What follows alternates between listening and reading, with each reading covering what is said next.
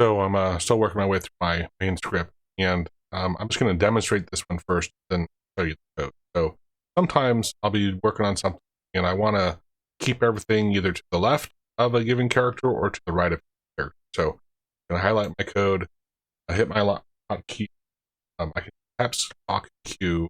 That's going to ask me what character, false slash, but you have it, whatever. I used to have this hard coded, but I figured make it more flexible. I can do this, and now notice it took, this is, so it lost everything to the right of that slash. Actually, slash, I can't even trim it. And some more text. So watch it there at that one.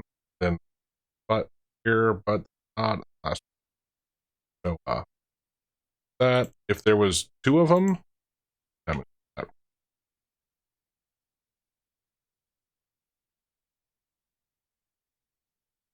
it still takes it from the first and some, so it's finding the first one.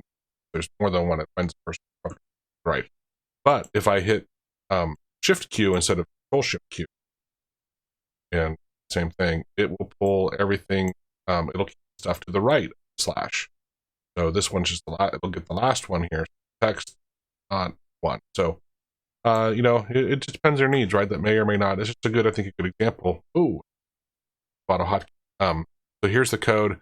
I put in 2 hotkeys for it, and then I ask for the character.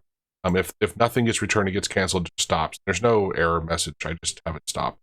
And then I blank the character, send Control C, wait for it. If that doesn't get anything, I just stop again. I could have a message box there, but chose not to. And then in here, I'm saying, hey, if the hotkey that triggered this was Shift Q, do this one. Otherwise, do the one where we're getting it to the right. And in this, I've done a couple videos on using like StrSplit and Instr, and basically you just need to Instr length somewhere.